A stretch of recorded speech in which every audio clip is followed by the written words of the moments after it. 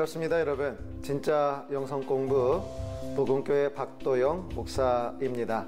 오늘 네 번째 시간이네요. 오늘 이 네 번째 시간은 하나님께서 일하시는 방법이라고 하는 주제를 가지고 우리 함께 은혜의 시간으로 삼을까 합니다. 하나님께서 어떻게 역사를 하시는 것인가? 우리 진짜 영성의 가장 중요한 것은 바로 이 세상이라고 하는 거하고 우리가 그리스도인이다라고 하는 이 정체성이 중요하다 그랬는데, 이 세상이라고 하는 것은 참 오묘합니다. 정치가 있고 경제가 있고 또 역사와 문화가 있고 유행이 있고 또 사람들의 호기심도 있고 기호가 있고 트렌드라고 그러잖아요. 그런 것들이 있고, 또 그러나 그런 것들만 있는 것이 아니라 우리의 가정이 있고 또 직장이 있고 사회가 있고 또 교회도 마찬가지죠. 그 사회 속에서 우리는 또 아침에 일어나면 또 저녁 늦은 시간까지 하루하루의 일상을 살아가게 됩니다. 그런데 바로 그 함께 이 모든 것들이 이 세상이라고 하는 것을 총칭하게 되는데, 우리는 우리의 영성이라고 하는 것은 어느 수도원의 영성도 아니고 바로 그 일상 속에서 또 생활 속에서 세상 속에서 우리가 그리스도인으로 살아가게 되는 것을 이야기한다 하는 것입니다. 모세가 드디어 하나님의 섭리 속에서 이 땅에 태어났는데, 그러나 세례요한이 태어날 때처럼 하나님께서 천사를 보내주셔서 어떤 사인을 보내주신 것도 없이 그냥 아주 지극히 평범한 일상의 청춘 남녀가 결혼을 하게 되었습니다. 그리고 그들 사이에 잉태가 있게 되었는데, 그렇게 해서 태어난 인물이 바로 이 모세였던 것입니다. 그런데 하나님께서 이 모세를 통하여 위대한 계획이 있으시잖아요. 그렇기 때문에 모세가 태어날 때 하나님께서 이 어머니에게 또 모세 아버지에게 너희가 이 아이를 통하여서 내가 놀라운 그런 애굽에서 이스라엘 백성들을 이끌어내는 그런 일들을 이룰 것이다 라고 그렇게 말씀을 해 주셨으면 얼마나 좋았을까. 그러나 하나님께서는 그 어떤 언지도 이들에게 주시지 아니했고, 더군다나 그때 상황 가운데서 애굽의 왕이 모든 히브리의 사내 아이는 강물에 던지라라고 하는 준엄한 명령이 내린 상태에서 아이가 태어나고 또 태어나기 전에 잉태가 되었으니 이 부모의 마음은 그동안에 얼마나 초조하고 긴장된 그러한 세월들을 살아갈 수밖에 없었을 것인가 등이 생각할 수가 있습니다. 이 아이를 출산했을 때 기쁨이 컸겠죠. 얼마나 좋았을까요? 아이를 출산한다라고 하는 것은 놀라운 하나님의 선물이지 않습니까? 그런데 이 아이가 사내 아이라고 하는 그 순간, 그거를 확인하는 순간 이 부모의 마음은 큰 낙심으로 또 걱정과 근심이 밀려왔을 것입니다. 그러나 그런 상황 가운데서도 하나님께서 이 모세 이 부모에게 어떤 두려워하지 말라, 놀라지 말라, 내가 이 아이를 통하여 위대한 일을 행할 것이다 라고 하는 그런 말씀을 전혀 주시지 않으셨어요. 그러니까 그 긴 세월 가운데 이 아이를 품고 있고 또 3개월 동안 이 아이를 키우는 그 하루하루의 생활 가운데서 모세의 어머니 아버지는 간절히 하나님 앞에 기도를 드릴 수밖에 없게 되었는데, 하나님께서 어떻게 하나님의 뜻들을 이루시는 것인가? 하나님께서는 우리의 일상의 삶, 비록 그 일상이라고 하는 것이 이렇게 저렇게 압박이 있을 수 있고 어려움과 근심이 있을 수 있지만, 그러나 분명히 하나님께서는 우리 일상을 통하여 일을 행하고 계신다. 우리의 지혜와 상식을 통하여 하나님이 일을 하고 계신다. 그리고 또 하나님께서는 할 수만 있으시다라고 하면 세상의 최고의 권력까지도 동원하실 수 있다라고 하는 말씀을 지난 시간에 함께 나누었습니다. 오늘은 그 이후의 말씀인데, 하나님의 말씀을 좀 길지만 제가 여러분에게 받들어 봉독을 드리겠습니다. 출애굽기 2장 11절에서 22절의 말씀입니다. 모세가 장성한 후에 한 번은 자기 형제들에게 나가서 그들이 고되게 노동하는 것을 보더니 어떤 애굽 사람이 한 히브리 사람 곧 자기 형제를 치는 것을 본지라. 좌우를 살펴 사람이 없음을 보고 그 애굽 사람을 쳐 죽여 모래 속에 감추니라. 이튿날 다시 나가니 두 히브리 사람이 서로 싸우는지라. 그 잘못한 사람에게 이르되 내가 어찌하여 동포를 치느냐 하매 그가 이르되 누가 너를 우리를 다스리는 자와 재판관으로 삼았느냐? 내가 애굽 사람을 죽인 것처럼 나도 죽이려느냐? 모세가 두려워하여 이르되 이 일이 탈로 되었도다. 바로가 이 일을 듣고 모세를 죽이고자 하여 찾는지라. 모세가 바로의 낯을 피하여 미디안 땅에 머물며 하루는 우물 곁에 앉았더라. 미디안 제사장에게 7딸이 있었더니 그들이 와서 물을 길어 구유에 채우고 그들의 아버지의 양떼에게 먹이려 하는데 목자들이 와서 그들을 쫓는지라. 모세가 일어나 그들을 도와 그 양떼에게 먹이니라. 그들이 그들의 아버지 루엘에게 이를 때에 아버지가 이르되 너희가 오늘은 어찌하여 이같이 속히 돌아오느냐? 그들이 이르되 한 애굽 사람이 우리를 목자들의 손에서 건져내고 우리를 위하여 물을 길어 양떼에게 먹였나이다. 아버지가 딸들에게 이르되 그 사람이 어디에 있느냐? 너희가 어찌하여 그 사람을 버려두고 왔느냐? 그를 청하여 음식을 대접하라 하였더라.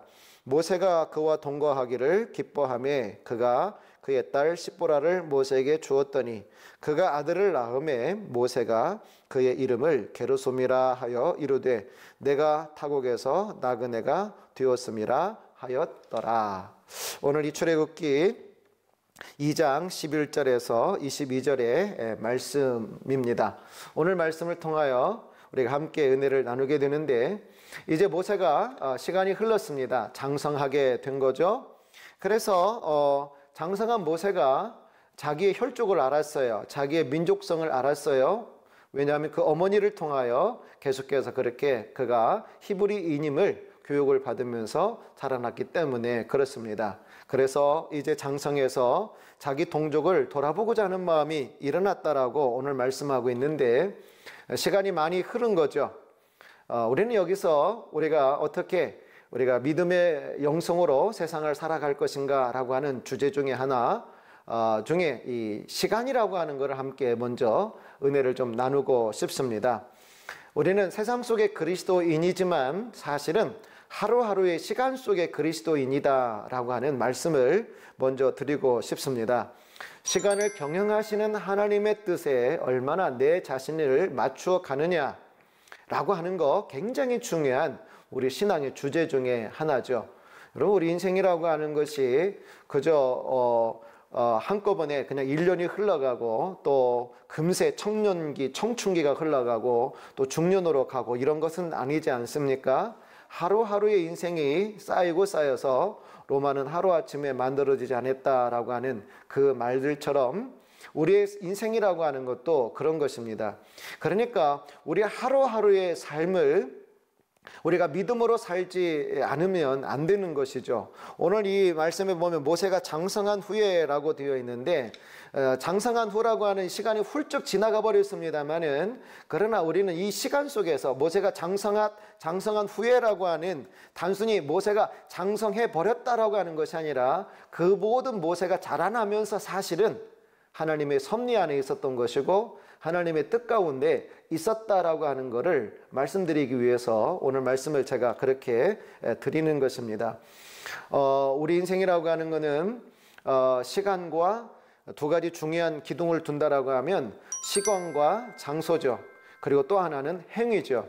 우리가 시간 속에서 그리고 어떤 장소 속에서 내가 무엇을 하느냐, 그것이 우리 인생의 내용이 되기도 하고 인생이 되기도 하기 때문에 그래서 우리에게 주어진 이 시간을 하나님의 시간에 잘 맞추어 드릴 수 있는 것, 또 내 시간 속에서 내 시간의 하루하루 속에서 하나님의 섭리하심, 또 하나님과 동행하심, 또 믿음으로 기도하면서 나가는 것은 굉장히 중요한 우리의 믿음의 행위가 되는 것입니다. 우리는 살다 보면 저도 그래요.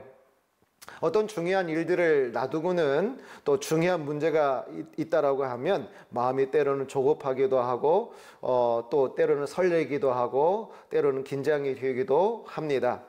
사실 진짜 영성 공부 우리 피디님을 통하여 이렇게 찍자라고 그럴 때 사실 이런 경험이 저에게는 처음이거든요. 그래서 상당히 제 마음에 긴장이 되고 꼭 이거 해야 될까? 내가 왜 이렇게 사서 고생을 하는 것일까?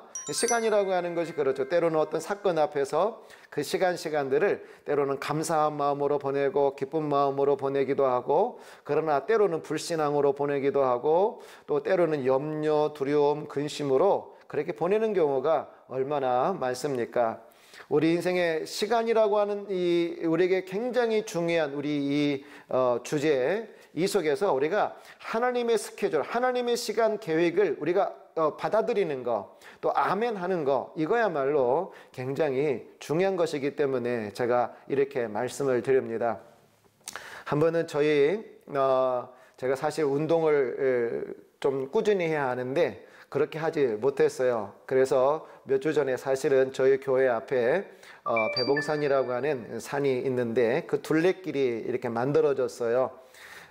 그 전에 올라갈 때는 그 둘레길의 일부가 완전히 완공이 되지 아니해서 그랬었는데 참 궁금했습니다. 완공이 됐다라고 그러는데 도대체 어떻게 되었는가. 그래서 지난 10월 1일 날 저희 교회에서 월삭 기도에 첫 시간을 하나님 앞에 드리는 것이죠. 그래서 월삭 새벽 기도회를 마치고 오늘은 내가 반드시 기필코 배봉산을 한 바퀴 둘러야 되겠다라고 의지를 가지고요, 그렇게 출발을 했어요. 반팔을 입고 그렇게 배봉산을 도는데 처음에는 괜찮았어요. 아주 선선하고 시원하고 좋았는데, 그런데 가면 갈수록 쌀쌀해지기 시작을 하는데 제가 얼마나 반팔 입고 간 것을 후회했는지 몰라요.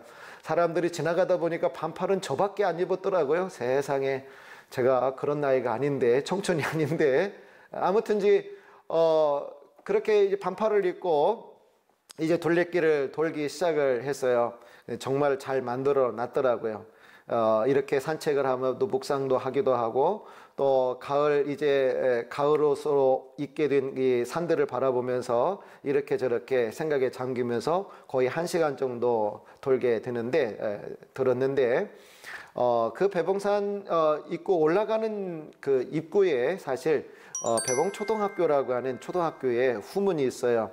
원래는 거기가 개방이 되었었는데 이렇게 저렇게 불미스러운 일이 있을 수 있게 되어서, 그래서 사실 거기는 폐쇄한 입장인데, 저희 자녀들이 사실 어렸을 때는 그 후문을 종종 이용하곤 했거든요. 그런데 내려오다가 하산하는 길에 그 배봉초등학교 입구 쪽에 그 길을 따라서 내려오다가 저희 자녀들이 갑자기 생각이 났어요. 지금은 이제 뭐 대학생이 되고 또 이렇게 군대도 가고 그랬는데, 그런데 그 아이들이 초등학교 때가 제 마음에 떠오른 거죠.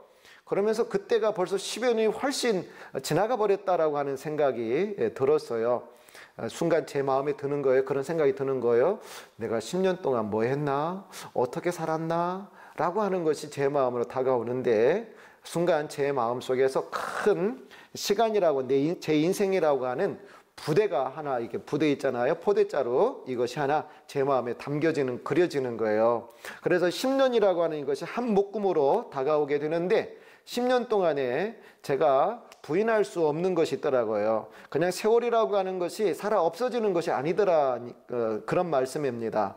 왜냐하면 제가 기억하고 있거든요. 제가 기억하는데 하나님은 오죽 많이 기억을 섬세하게 정확하게 기억하시겠습니까? 그러니까 사랑하는 여러분, 시간은 절대로 그냥 없어지는 것이 아니에요. 시간은 절대로 사라지는 것이 아니다라고 하는 거예요. 그래서 저희 성도들에게도 시간은 쌓입니다. 우리의 기도도 쌓입니다. 우리 믿음도 쌓입니다. 우리의 헌신도 쌓입니다. 제가 그렇게 인사를 시키곤 하는데, 시간은 축적되고 있는 거예요. 근데 만약 시간의 내 인생의 자루 속에 제가 10년 동안에 한 것이 고스란히 이렇게 무엇을 했는지 마치 이렇게 한 푸대를 이룬 것처럼 제 마음으로 이미지가 그렇게 다가왔는데, 그 중에는 목회를 위해서 나름대로 최선을 다해서 열심히 한 것도 있지만, 그렇지 못한 것들이 이 시간 속에 제 10년이라고 하는 이 시간의 보대에 그냥 그대로 담겨진 것은 아닌가, 그런 생각을 제가 가지게 되었습니다. 그래서 내 인생 속에, 내 인생의 큰 부대 속에는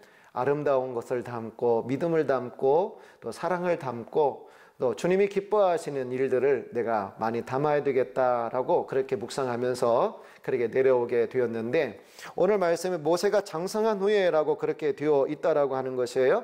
우리에게 주어진 시간, 그저 그것이 그냥 무의미한 것이 절대로 아닌 것입니다. 그냥 사라져버리는 것이 아니다라고 하는 거예요. 하나님 앞에는 언제나 현재인 거예요. 그래서 오늘 우리가 어떻게 살아가느냐, 굉장히 중요한 것인데, 우리는 시간 속에서 우리는 언제나 하나님의 계획을 늘 언제나 바라보고, 또 우리에게 주어진 시간 속에서 우리는 믿음으로 살아가야 된다라고 하는 거예요. 때때로 우리가 하나님의 은혜를 기다리고 또 기도의 응답을 기다릴 때 하나님의 응답이 쉽게 되지 아니할 때 낙심이 되기도 하고, 또 우리가 노력하고 애쓴 만큼 어떤 성과가 없을 때 이거 낭비하는 시간은 아닌가, 그런 생각이 들 수 있을 것입니다.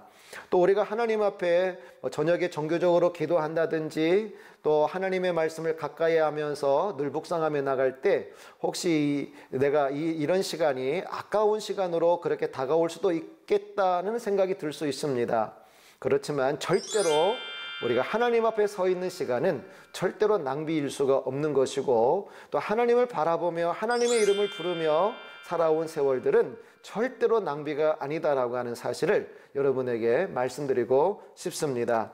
그러니까 우리는 우리 시간의 영성이 중요하다라고 하는 거예요. 시간 속에 하나님의 주권을 인정하는 거예요. 시간 속에서 하나님의 사랑을 인정하는 거예요. 시간 속에서 하나님의 지혜를 믿는 것입니다. 이런 시간의 영성에 대해서 잘 보여주는 구절을 제가 하나 여러분에게 소개해 드린다라고 하면, 민수기 9장 17절 이하의 말씀인데, 이스라엘 백성들이 광야에서 아시잖아요. 낮에는 구름 기둥, 밤에는 불 기둥으로 하나님께서 그들과 함께 하신다라고 하는 것을 사인으로 보내주셨는데, 그들이 어떻게 이 진에서 저 진으로 이동을 했습니까? 성막에서 구름이 떠오르면 움직였어요.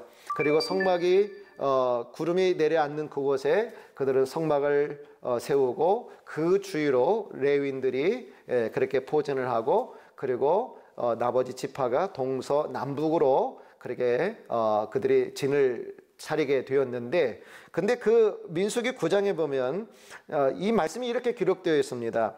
혹시 구름이 성막 위에 머무는 날이 오랠 때에도 여호와의 명령을 따라서 행진하지 아니하였고, 또 성막 위에 구름이 머무는 날이 적을 때에도 그들은 다만 여호와의 명령을 따라 진영에 머물렀다라고 하는 그런 말씀이 기록되어 있는데, 그러니까 명령에 따라 행진하였으며 이틀이든지 한 달이든지 1년이든지 구름이 성막 위에 머물러 있는 동안에는 이스라엘 자손이 진영에 머물러 행진하지 아니하다가 떠오르면 행진하였으니 라고 하는 말씀입니다.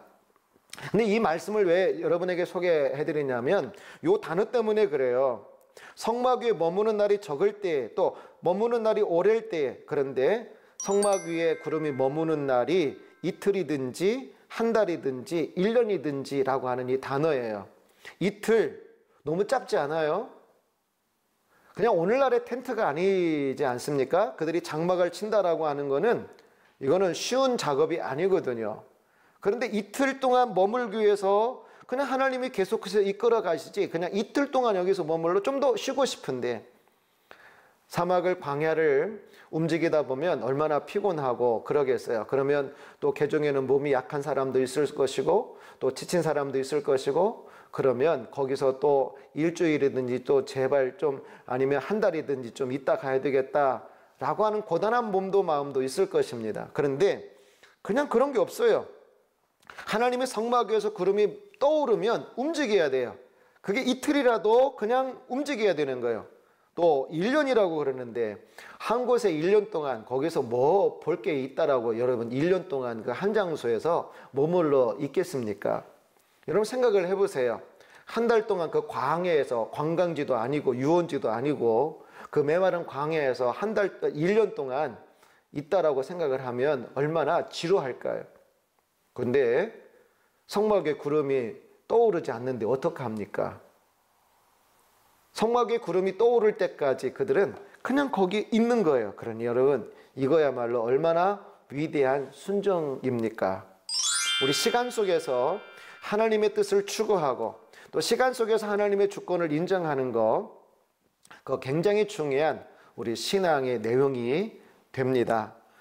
오늘 말씀에 다시 돌아가면 하나님의 경영하시는 시간은 결코 우리가 생각하는 시간의 계획과는 다르다라고 하는 것을 여러분 꼭 명심했으면 좋겠습니다. 내 욕구와 내 느낌과 감각을 따라서 우리는 하나님의 시간이 내게 맞춰주기를 기대해요. 어느 한 곳에서 지루하니까 하나님 이제 옮겨주십시오. 어느 이곳에 오래 있고 싶으니까 하나님 오래 있게 해주십시오. 그러나 이스라엘 백성들이 광야에서는 그렇지 않았다라고 하는 거예요. 하나님이 그들에게 맞춰준 것이 아니라 그들이 하나님의 뜻하심에 온전히 순종해서 따라갔다라고 하는 말씀입니다. 이게 바로 영성이죠. 이게 바로 우리 신앙인의 믿음의 길이다라고 하는 것입니다. 이제 드디어 모세가 장성한 후 몇 세가 된 거예요? 40세가 된 거예요. 애굽 왕자로서 여러 가지 국정 재반에 대한 능력을 갖출 만한 그런 나이가 충분히 되었죠. 한 민족의 이제는 지도자로 자라났잖아요. 단순한 엘리트가 아니에요. 왕궁에서 최고의 권력의 핵심의 사람으로서 거기서 국정 정반 또 이런저런 여러 가지 역량들을 키울 대로 키운 그런 인물이 바로 이 모세가 아니겠습니까? 그리고 40세가 되었다라고 하면 이제는 나름대로 인생의 연륜이 어느 정도 묻어 있는 그런 나이가 아니겠어요? 그리고 본인 또한 열정이 있어요. 의욕도 있어요. 또 시기도 아주 적절해요. 능력도 아주 갖추어졌어요. 그렇다고 하면 지금이야말로 드디어 하나님이 이 모세를, 이 이스라엘 백성들을 애굽에서 이끌어내는데 이제는 드디어 사용할 아주 적기라고 생각할 수 있지 않겠습니까? 40세 너무 좋잖아요. 얼마나 멋진 시기입니까? 그런데 여러분 아시죠? 하나님께서는 그를 그때 사용하신 것이 아니고 미디안 광야로 그냥 쫓겨가도록 내버려 두셨습니다. 저는 이렇게 표현하고 싶어요. 그가 가지고 있는 것을 탈탈 다 털어버리게 만드셨다. 그의 왕자로서 이력 털어버린 거예요. 그의 애굽 왕궁에서 배웠던 경험, 지식 이거 완전히 그냥 털어버린 거예요. 저희 어렸을 때 그때는 주산이라고 하는 게 있었어요. 주산. 우리 시청자 여러분들 중에는 기억나시는지 모르겠어요. 주산. 저도 초등학교 때까지는 주산을 한번 했었는데 1전이요, 2전이요, 3전이요 그렇게 있는 거 있습니다.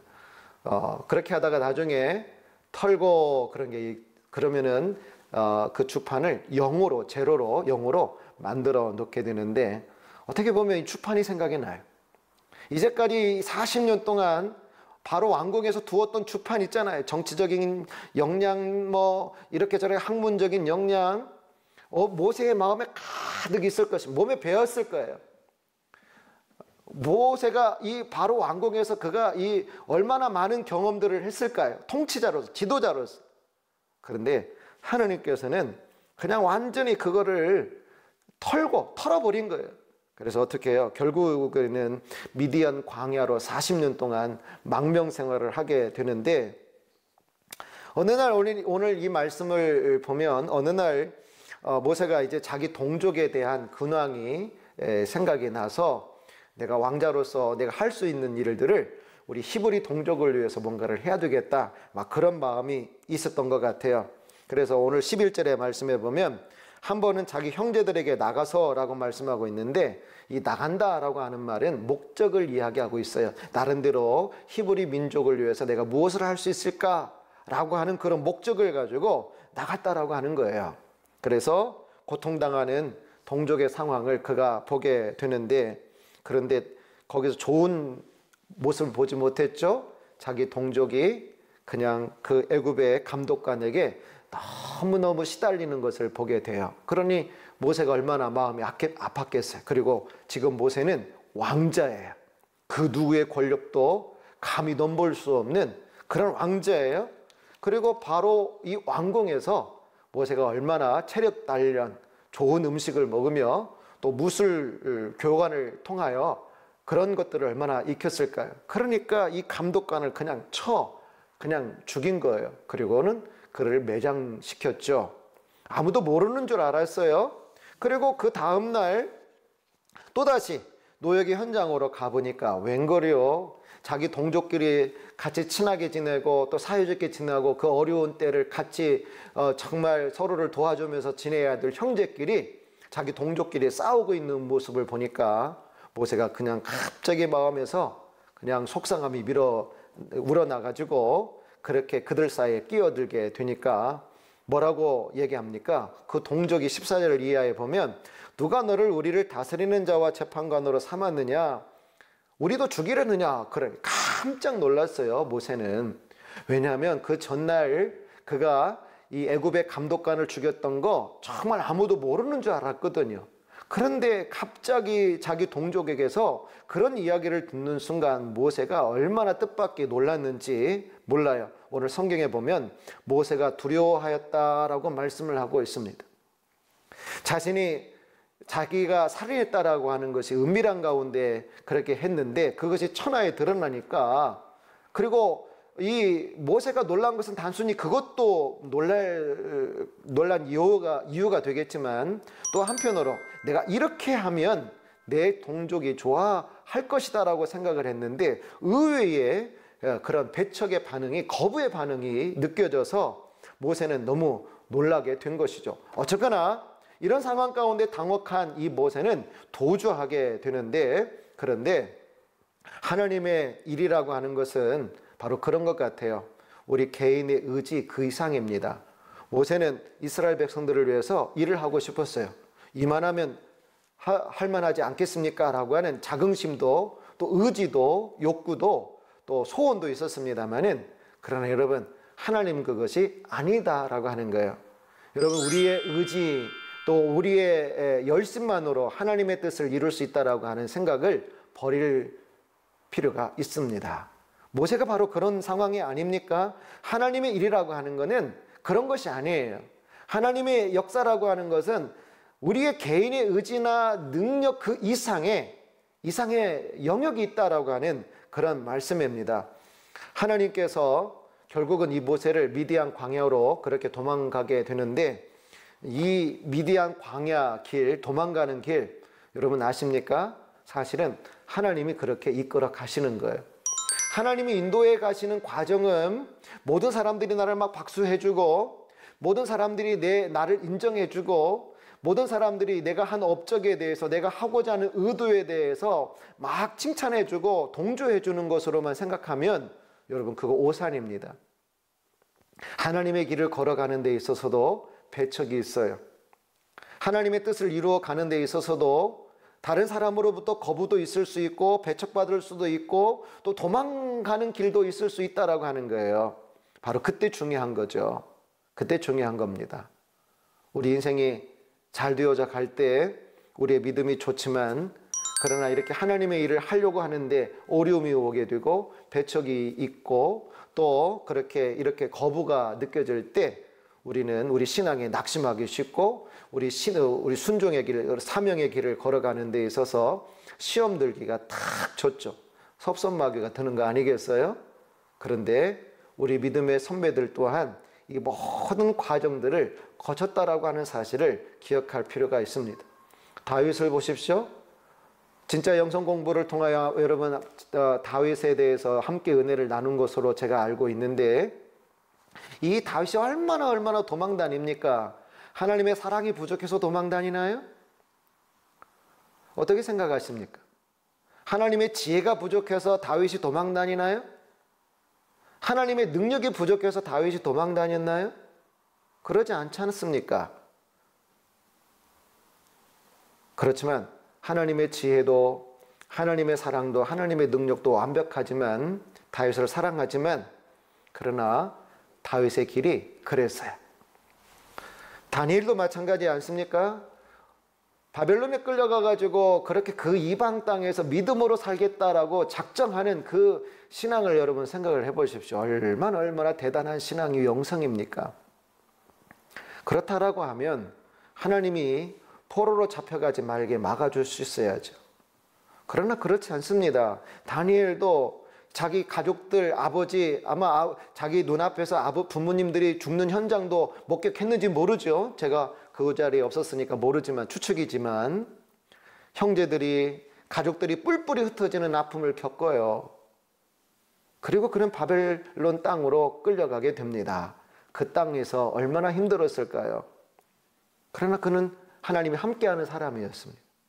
하나님의 지혜가, 하나님의 사랑과 하나님의 능력이 함께하는 다니엘이었다라고 하는 것입니다.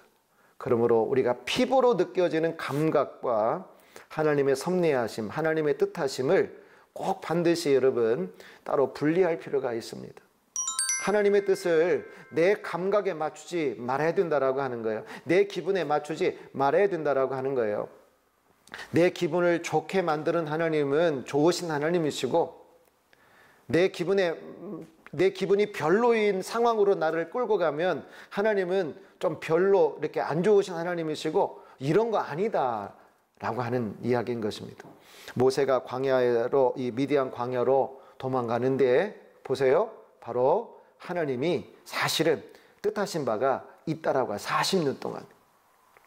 결국은 급하게 도망을 가게 되는데, 잠깐 여기서 당시 애굽의 정치적인 상황을 여러분에게 말씀드릴 필요가 있다라고 생각을 해요. 제가 이 세상 속의 크리스찬에게 있어서 이 세상이라고 하는 것은 지극히 정치적이고 또 여러 가지 문화와 또 역사적인 것이다라고 여러분에게 말씀드렸는데, 당시 여러분 생각을 해보세요. 모세는 이 애굽의 왕자예요. 그 왕자가 어떤 사람 하나 죽였다라고, 당시 왕이라고 하면, 더군다나 왕의 가문이라고 하면 절대 권력 아니겠습니까? 말 한마디에도 수백 명씩 죽일 수가 있는 거예요. 그런데 애굽의 감독관 하나 죽였다라고 그렇게 그가 도망가야 되는 이유가 될까요? 충분한 이유가 될까요? 바로 여기에 당시에 정치적인 또 역사적인 맥락이 있는 것입니다. 비록 양자였지만 엄연하게 명실상부 그는 애굽의 왕자였는데, 그럼에도 불구하고 모세가 이 사람을, 이 애굽의 감독관을 죽였던 것이 모세에게 그게 들통나잖아요. 그것이 모세에게는 생명의 위협처럼 다가오게 되었던 이유는 무엇인가?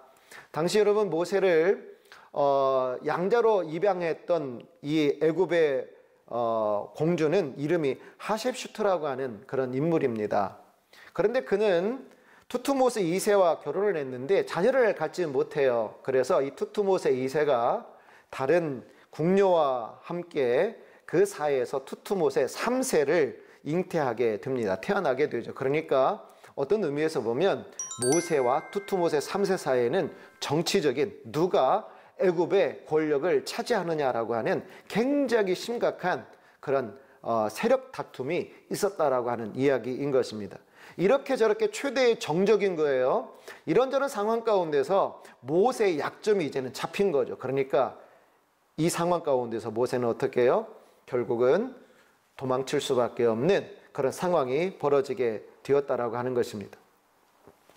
하나님은 역사 속에 숨어 계신 것 같이 느껴지고, 또 이 세상 눈에 보이는 역사는 그렇게 어떤 왕이든지 정치 권력과 투쟁의 어떤 그런 현장으로만 비춰지지만, 제가 말씀드리고 싶은 것은 바로 그것이에요. 그런 속에, 그 이면에 사실은 하나님의 위대하신 섭리하심이 있었다라고 하는 말씀입니다. 그러니까 눈에 보이는 피상적인 현상, 그것만 바라보고 우리가 세상을 살아가는 것이 아니고, 그 이면 속에서 때로 그 눈에 보이는 그 현상이 우리들에겐 이해가 될 수 없고, 사람들이 주인인 것 같고, 어떤 세상의 영웅 호걸들 중심으로 돌아가는 역사인 것 같지만, 그러나 그렇지 않고 하나님께서 이 모든 것을 주관하셔서 주님의 뜻으로 하나님의 뜻을 이루신다라고 하는 말씀입니다. 이렇게 해서 오늘 결국은 모세는 광야로, 미디안 광야로 이렇게 도망가게 되는데, 거기서 누구를 만납니까? 누엘이라고 하는 가문과 만나게 되는데, 이것이 또한 하나님의 섭리하심이죠. 누엘은 누굽니까? 미디안 그 종족의 그들 어느 종족이든지 어느 민족이든지 그들이 섬기는 신이 다 있죠. 그리고 당시에는 그 신의 어떤 예전을 담당하는 제사장이 있게끔 되어 있는데, 모세가 만났던 르우엘이 바로 그 가문이었던 것 같습니다. 오늘 전체적인 상황 여러분 아시죠? 결국은 모세가 아무도 알지 못하는 낯선 미디안 광야로 갔는데, 거기서 있을 때에 어떠한 여인들이 양떼를 치고 있는데, 근데 어려움을 겪게 되지 않습니까? 거친 남자들 중심으로 목동이 될 텐데 여인들이 치니까 얼마나 어려운 일들이 많았겠어요. 거친 목동들도 많이 있었을 것이에요. 그러다 보니까 이 여인들 중심으로 있는 이 양치는 무리를 굉장히 가혹하게, 아마 무례하게 그랬을 것입니다. 순번적으로 순차적으로 물을 먹여야 되는데 여인들을 얕보고 남자 목동들이 와가지고 아마 내쫓고, 아마 오늘날로 얘기하면 새치기 한 것이죠. 그런 상황 가운데 그뿐만 아니라 음흉한 수작을 아마 걸었을 것이다라고 성경학자들은 그렇게 이야기를 하는데, 그것을 보다 못한 결국은 이 모세가 나서서 그 사람들을 쫓아주고 또 이 양떼들이 물을 먹이는데 전적으로 그렇게 도움을 베풀게 됩니다. 그래서 평소보다도 더 빨리 결국은 이 딸들이, 르우엘의 딸들이 돌아오게 된 것을 보고 아버지가 묻죠. 너희들 어떻게 일찍 오느냐? 아버지, 저희들이 광야에서 어려움을 당하고 있는데 어떤 애굽 사람이 와가지고 우리를 도와주었어요. 우리를 괴롭히는 사람들을 다 물리쳐주고, 그리고 그분 때문에 우리가 순탄하게 양떼들의 물을 먹일 수 있었고, 그래서 일이 빨리 되어진 것입니다. 그래서 빨리 왔지요. 어떻게 보면 모세는 참 쿨한 그런 사람이 아니었는가 생각을 해요. 이 처녀들이 보는 순간 어땠을까요? 당시에 모세는 어떻게 보면 이 바로 왕궁에서 바로 도망쳐 나왔기 때문에 비록 그의 복장이 이렇게 저렇게 이렇게 좀 누추하게 보일 수 있겠지만, 그의 복장의 근본 자체는 굉장히 귀족적인 복장을 하고 있지 않았을까, 그런 생각을 개인적으로 하게 됩니다만은, 당시에 이 광야에 사는 사람들은 손님들을 그렇게 대접하는 게 아니거든요. 굉장히 귀하게 손님들에 대해서, 우리가 아브라함의 경우처럼 자기 집안에 찾아온 사람, 자기에게 유익함을 준 사람을 절대로 거저보내는 것이 아닌데, 이 아버지는 그냥 딸들이 그 애굽 사람에 대해서 그렇게 정성을 다하지 못했다라고 하는 걸 알고 결국은 이 르우엘의 환대를 받으면서 모세는 그의 가정 안으로 돌아오게 됩니다. 후에 어떻게 됩니까? 이 르우엘의 이 딸 시보라와 결국은 결혼을 하게 되고, 그래서 정말 곤고했던 모세의 마음이 이 시보라를 통하여 안정을 갖게 되고, 오늘 말씀에도 그게 나옵니다. 결국은 이 모세와 이 시보라의 사이에서 게르솜과 나중에 22절에 보면 엘리에셀이라고 하는 두 아들이 탄생하게 됩니다. 그 사이 시간이 흘렀습니다. 모세의 생명을 끈질기게 그렇게 노렸던 애굽왕 투트모세 3세가 죽게 되게 되는데, 이후에 하나님께서 어떻습니까? 그를 다시금 출애굽기 3장으로 가면 드디어 하나님이 그를 다시금 애굽으로 부르게 되는 것이 오늘 우리가 읽은 본문의 말씀 이후에 이어지는 내용입니다. 오늘 여러분 진짜 영성 공부의 핵심이 무엇이라고요? 오늘 11절에 모세가 장성한 후에라고 하는 이 말씀입니다. 신체적으로 또 경험과 연륜으로 보면 정말 최고죠. 이때 일을 하면 정말 불도다처럼 그렇게 이스라엘 백성들에게 능력 있게 행할 수 있는 충분한 기회가 되고, 또 그 당시에 이 모세가 누릴 수 있는 모든 권력과 이런 것들이 있기 때문에 최고의 적기였지만, 어떻게 해요? 하나님은 다 털어버리셨다라고 하는 것입니다. 그래서 결국은 광야에서 몇 년을 지냅니까? 40년을 지내요. 40년. 이 적은 세월이 아니다라고 하는 거예요. 여러분, 세상 속의 그리스도인, 이 중에 우리가 굉장히 중요하게 여길 것은 무엇이라고요? 시간 속에서 하나님을 순종하고, 또 시간 속에 하나님의 섭리를 인정하고, 그 시간 속에서 하나님과 동행하는 것이다라고 말씀을 드렸습니다. 이후에 하나님께서 정말 모세의 그 40년 동안 바로 왕궁에 있었던 모든 것을 다 털어버리고 80세에 결국은 3장에 가면 모세를 부르시는데, 하나님이 모세를 부르실 때 사명을 주시잖아요. 바로 왕에게 가라. 라고 그렇게 이야기를 할 때 제가 무엇으로 갑니까? 저는 못 갑니다. 나는 더 이상 갈 수가 없습니다. 나는 못해요. 내가 누구이길래 바로에게 갑니까? 라고 그렇게 항변하는 그런 내용이 나오게 됩니다. 사랑하는 여러분, 하나님께서 정말 무엇으로 하나님의 뜻을 이루시고자 한다라고 생각을 하십니까? 또 하나님은 어떤 사람을 하나님의 뜻에 도구로, 선한 도구로 사용하신다라고 여러분은 생각하십니까? 사람에게 주어진 그것으로 하나님이 하나님의 뜻을 이루시는 것은 절대로 아닌 것입니다. 모세에게 최고의 것들이 주어졌지만 하나님께서는 아니다라고 말씀을 하고 계신 거 여러분 아시잖아요?